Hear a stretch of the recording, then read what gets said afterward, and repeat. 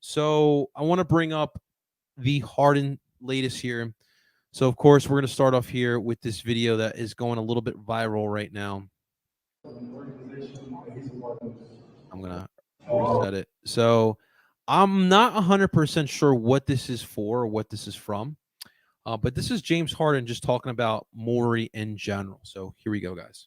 Daryl Morey is a liar, and I will never be a part of an organization that he's a part of.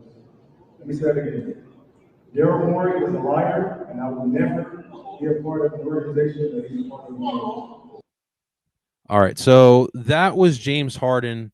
Again, I don't know where he's at or why he's addressing people here, but obviously he's talking about the whole situation and talking about Daryl Morey. And so, yeah, that is obviously a pretty big statement that James just said. That's a really big deal. Obviously, we've been going back and forth. Daryl's going to trade James. He's going to stay put. James is going to show up to camp. Now James is not. So it's a messy topic. It's a messy situation. And I feel like it may be another year. Maybe if we haven't gone through what we've gone through as Sixers fans, we probably would be reacting about this. But I think most of the fan base, just like myself, we're just fatigued. We're extremely fatigued. We're tired of this bullshit. We're tired of this basketball team. If we can go back to, what was it, when did the Warriors leave Philly? It was like 1960, whatever, pre-1960. If we can go back to the moment that the Warriors were going to get moved, or the Warriors were going to move to the West Coast, we would do anything in our possible power to stop that. Because we are tired of the Sixers. Absolutely tired of the Sixers. This situation, let me just talk about the situation before I get to just like me venting as a Sixers fan. I'll be honest. I'm over it. I'm over James. I really could care less what happens. If James goes, James stays. I really could care less. And, Daryl's obviously staying put because he doesn't want to give up James for, pennies on the dollar. But at this point, I don't care what they do. You guys could tank for all I care.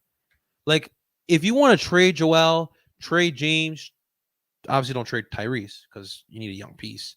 If you want to trade everyone on this roster besides Tyrese, I'm fine with that because I really don't care anymore.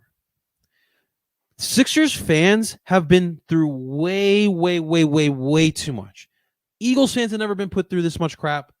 Flyers fans have never been through this much crap. Union fans, we've only been around for 13 years, so it's really hard to compare. Flyers fans have never been through that much. It's kind of ballsy of me saying that, but listen, what Sixers fans have been going through. Let me just paint this picture for everyone, right? 2013. We're in a crossroads. Doug Collins leaves. We're done the Andrew Bynum experiment. And so here comes the Sam Hinkie, who we've never even heard of, and we're wondering what he's all about. And so we hire him. He's from the Daryl Morey tree. So I was like, okay, we might build a good team. And then on draft night, without a head coach, yeah, everyone forgot that. We didn't get a head coach till after the draft. Brett Brown gets hired right after. We decide to blow it up. And we didn't know what exactly Sam Hinkie's plan was, but he decides to trade Drew Holiday, and that's what set it all off. And everything kind of falls into place. Drew's gone. I think later on you get Evan Turner gone. Thaddeus Young, Spencer Hawes, slowly but surely, all these players that we saw in the year prior are all gone. Nerlens Noel comes back in a trade from Drew Holiday. You draft Michael Carter-Williams, and that's when the process started. And then for the next couple years, you're trading away assets. You're drafting players. Michael Carter-Williams wins Rookie of the Year the following year. You trade him at the deadline, which actually did work out well. You draft 3 straight centers.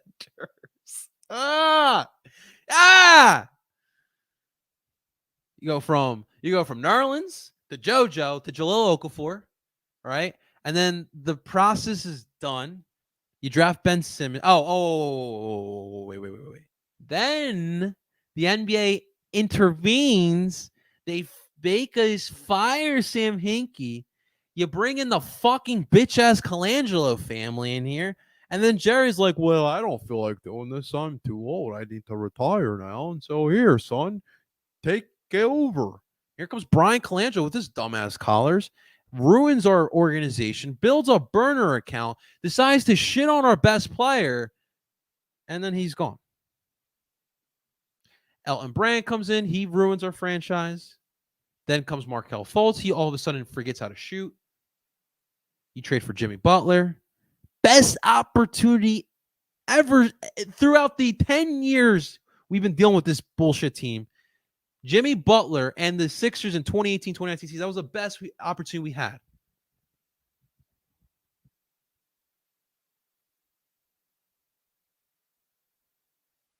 And wait, let me make sure. I think my mic's good. My mic, thumbs up if my mic's good, guys. You guys hear me? Well, Ian, appreciate that. There we go. Warriors left 1962. A's left 1954. Boom! I like that. I like that. Thank you, Ian. I appreciate that. But yeah, so it's just been a long, drawn out process that we've been going through, and we're all tired of it.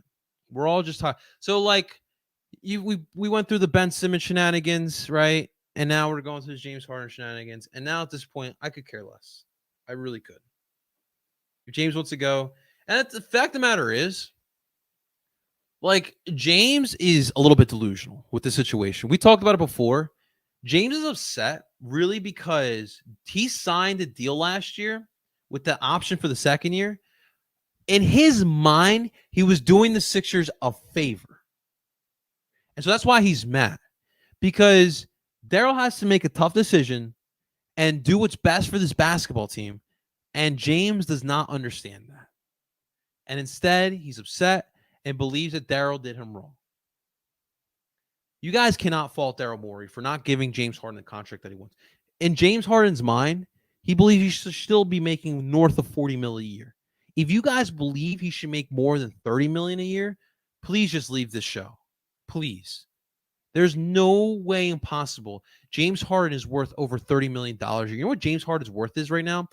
At most, I'm going $25 million a year. At most, because I still think James is still a top 25 player. But to make the money he was making prior, absolutely not. Absolutely not. And by the way, we're trying to win a championship too.